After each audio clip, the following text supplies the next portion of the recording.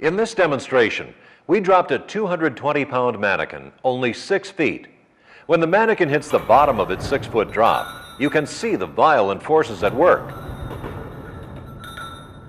Now, look at the difference when you incorporate a shock-absorbing lanyard. The forces on your body have dropped from almost 5,000 pounds to less than 900.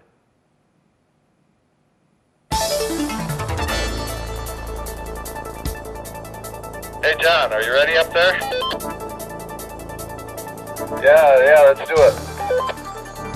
Okay, bring it up 12 inches and west 70 feet. You're clear, John. You can bring it in.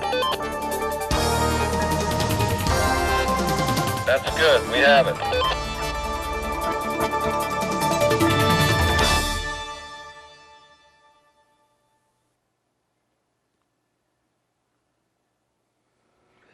Hello, my name is Mike Sullivan, and I'm here today to help you think about fall protection. Did you know that during the last decade, over 500,000 workers just like you were seriously injured due to falls from heights, and over 6,000 of them died? By understanding fall protection principles, you can greatly reduce your risk of a fall. This video will give you a fundamental awareness of fall protection, what you absolutely need to think about before you can work safely at height. Excuse me? According to industry standards, you're considered to be working at height if you're at 4 feet in general industry or 6 feet in construction. Well, thanks for your input, Harness Man. Feel free to drop in and see us again. That's a good point. When you're at height and at risk of falling, we all must use some form of fall protection. Remember, the term fall protection encompasses everything we do to protect someone while at height. And there are many different types of fall protection systems to consider. From horizontal lifelines to vertical climbing systems, basic fall restraints to self-retracting lifelines. All of these fall protection systems are designed to fill specific needs. It's also important to know the difference between fall prevention and fall arrest. Whenever possible, we should put in place a fall prevention system that eliminates the possibility of a fall altogether. This could include engineering out the hazard, like moving a valve to ground level or simply installing guardrails. But if a possibility of falling still remains in your work environment, you need a fall arrest system, a system that brings you to a safe stop when you fall. And no matter which fall arrest system you use, they all require some fundamental considerations. This is where we'll focus our discussion. Your fall arrest system must include the following components: your harness, what you wear; connectors, what's attaching you to your anchorage; the anchorage. Your anchorage is the structure you're attached to; and of course, a rescue plan.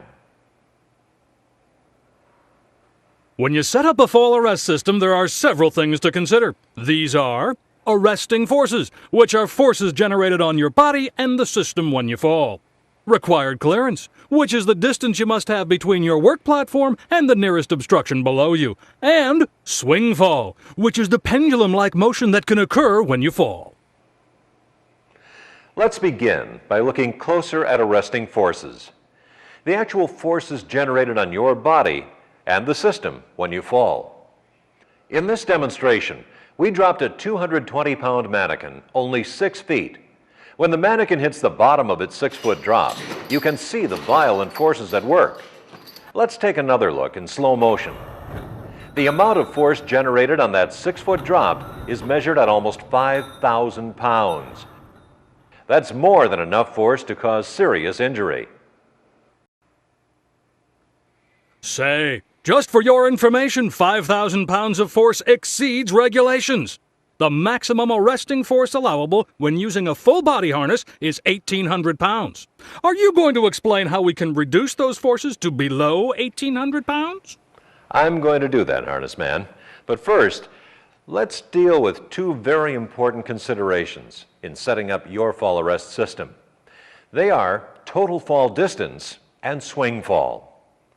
In order to calculate your total fall distance, you first need to consider your free fall. Free fall is the distance you fall before your fall arrest system begins to slow you down. Tell me, Mike, can you state the rules that relate to free fall? Sure, harness man. The rules say that fall arrest systems must protect you from contact with any lower level or obstruction, with generally no more than a 6-foot free fall. So, you're saying if the lower level is more than 6 feet below, all we need is a 6-foot lanyard and we're good to go? Well, no. There's more to it than just the length of your lanyard. The location of your anchor point plays a big factor in determining your free fall and your swing fall. Let's take a closer look at what we're talking about. If you're using a 6-foot lanyard connected to the dorsal D-ring of your body harness, and you connect the other end to an anchorage point at the same height, how far will you free fall? In this case, you'll free fall 6 feet, because that's the length of the lanyard that's connecting the 2 points together. However, how far will you free fall if you're connected to an I-beam 4 feet below your dorsal D-ring? In this case, you'll see a free fall of 10 feet. That's 4 feet to the I-beam plus the 6 feet of lanyard. Here you'll have exceeded the typical 6-foot free fall. So, is it safe to say that if we anchor ourselves at shoulder height with a 6-foot lanyard, we won't hit any obstructions below us if we fall? Well, no, I wish it were that simple, but there are still other factors that come into play. Free fall is just the first component of our total fall distance. To determine whether we have enough clearance below us, we must add our free fall distance plus our deceleration distance, the distance it takes for our system to slow us down and stop us. During deceleration, the system makes use of a shock absorber that will dissipate energy as it tears open and stretches. This process of slowing us down increases the length of our total fall distance. Regulations state that the deployment of a shock absorber may add a maximum of 3.5 feet to our fall distance. In addition, as we decelerate, our D-ring will slide up on the harness, and our body will form into the harness. This will add 1 additional foot to our deceleration distance. In total, deceleration adds 4.5 feet to our total fall distance. So, in this application, our total fall distance is 10.5 feet. And finally, we need to add a safety factor. The safety factor that we often use is 2 feet. Now we have our required clearance, the clearance we must have below us in case of a fall. It totals 12.5 feet when using a 6-foot shock-absorbing lanyard connected to our dorsal D-ring and anchored at shoulder height. So that all makes sense. Is that all we have to consider? There's one more thing to keep in mind.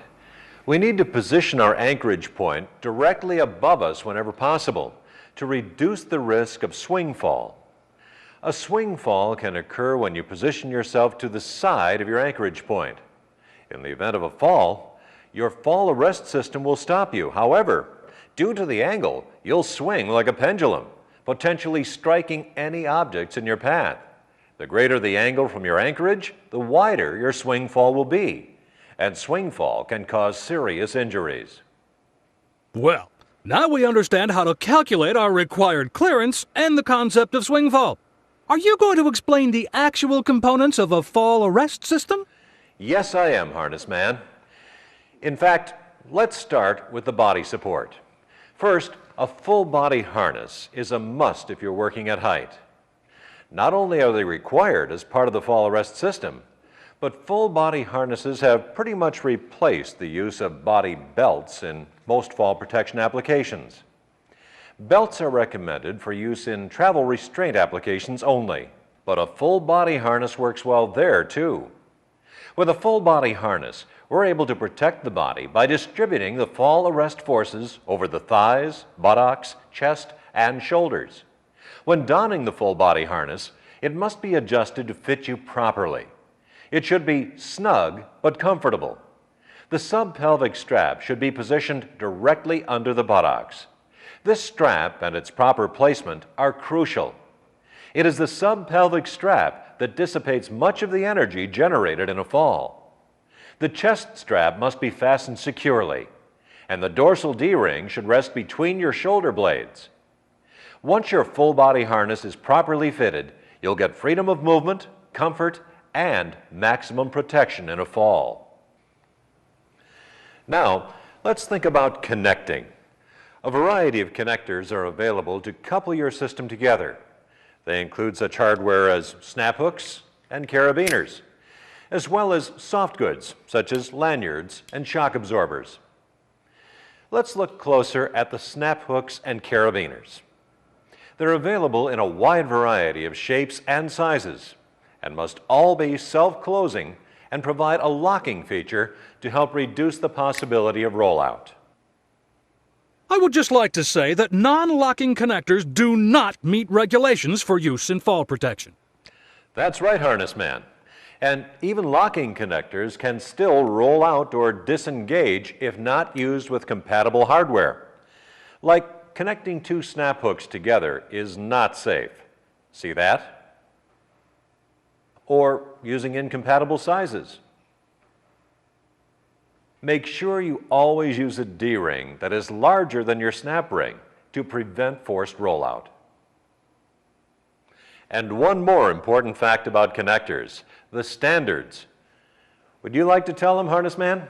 Yes, I would. As a general rule, all connecting components and assemblies must have a minimum strength of 5,000 pounds. Well, there's that 5,000-pound figure again. Even when part of a shock-absorbing lanyard, a connector must be rated at 5,000 pounds. Let's talk for a minute about lanyards. They're used to connect your body harness to the anchorage point. They're made of rope, webbing, or cable. When used for fall arrest, they must include a shock absorber. Here's why. As we saw earlier, a 220-pound, 6-foot drop generated almost 5,000 pounds of force on the mannequin. Now, look at the difference when you incorporate a shock-absorbing lanyard. The forces on your body have dropped from almost 5,000 pounds to less than 900. Well now, wait a minute. Regulations only require us to limit a maximum arresting force to 1,800 pounds. You're saying we can achieve less than 900 pounds using a shock-absorbing lanyard. Does this mean we can decrease our connector and our anchorage ratings down to 900 pounds? No, that is not right. Things like snap hooks and carabiners still must meet the 5,000-pound rating. Something else to consider with lanyards. Never tie knots or run them over sharp objects. This will greatly reduce the strength of the lanyard. Vertical mobility with lanyard connectors is something else that's important. Since most lanyards are only 6 feet long, they may not provide you with enough vertical mobility to do your job. Rope grab and vertical lifeline systems, or self-retracting lifelines, are other types of connectors that allow you to have greater vertical mobility along with added protection. The most important thing to remember with connectors is to stay connected. If you're not connected, you're not protected. The final component to your fall protection system is the anchorage point. Some examples include structural steel members, precast concrete, or wood trusses. Do you know what the strength requirement of an anchorage point is? I do. If it's not an engineered system, an anchorage point must be able to support a static load of 5,000 pounds for each person attached to it. So that's 10,000 pounds if 2 people are attached. But I have a question, Mike. How do we know what an anchorage point is actually rated for? If an anchorage point has not been certified by a professional engineer, then we don't know.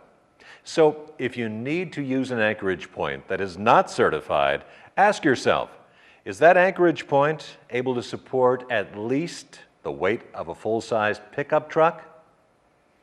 If you don't think so, don't use it.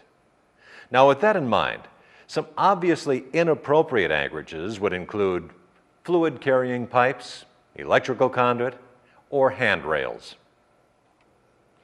What if someone on your crew does fall? What do you do? Anytime a worker is at risk of a fall, you must have a plan to safely rescue them. That's right.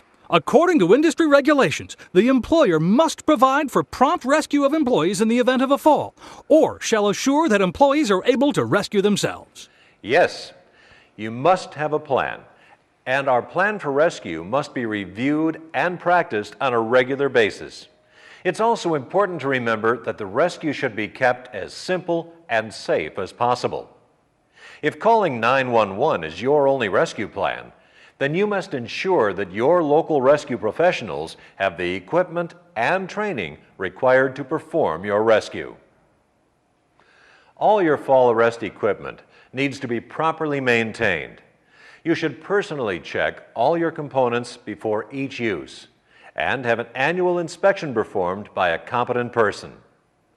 While checking your equipment, be sure all the hardware is free of cracks, burrs, or corrosion, and all the working parts move freely, including the buckles and snap hooks. Be sure that all the plastic pads and keepers are in place and free of cuts or cracks. The webbing and rope should be free of any cuts and frayed or broken fibers. Check for tears, abrasions, burns, or discoloration. All the stitching should be intact. Check for pulled or cut stitches. Broken stitches may indicate that the equipment has been impact loaded and must be removed from service. Inspect all the labels to see that they're present and fully legible. If the labels are not, they should be replaced. Upon final inspection, record the results and date in an inspection log. If the inspection reveals any defective component, remove it from service immediately. We've covered a lot of information here today, so let's highlight what we talked about. Anytime workers are exposed to the hazard of a fall, they must be protected by a fall protection system. Remember, the term fall protection encompasses everything we do to protect someone while at height. And working at height means 4 feet or more for industrial applications and 6 feet for construction. If the possibility of falling exists in your work environment, you need a fall arrest system. A system that brings you to a safe stop with 1,800 pounds or less of arresting forces. A fall arrest system will have 4 components: an approved full body harness, connectors, including lanyards, shock absorbers, self-retracting or vertical lifelines, and rope grabs, anchorages. Only suitable structural connection points should be used as an anchorage, and they must be capable of supporting 5,000 pounds per worker attached. And finally, a rescue plan. Always have a rescue plan. When using a fall arrest system, always consider the following. Determine your total fall distance. This includes your free fall distance plus deceleration distance. Now, add your safety factor and you have your required clearance. Finally, the positioning of your anchorage affects your free fall distance and your swing fall. Remember to keep your anchorage as close to directly overhead as possible. All your fall arrest equipment needs to be properly maintained. You should personally check all your components thoroughly before each use. And don't forget to log those inspections. Also, be sure to have an annual inspection performed by a competent person. Wow, that's a lot to remember. I guess that's why standards require training as one component of your fall protection plan. Exactly, Harness Man. And this video is just the beginning. A comprehensive training program should be developed to create the knowledge and skill base necessary to protect workers at height. Thanks for your time today, Harness Man. And to all of you, work safe.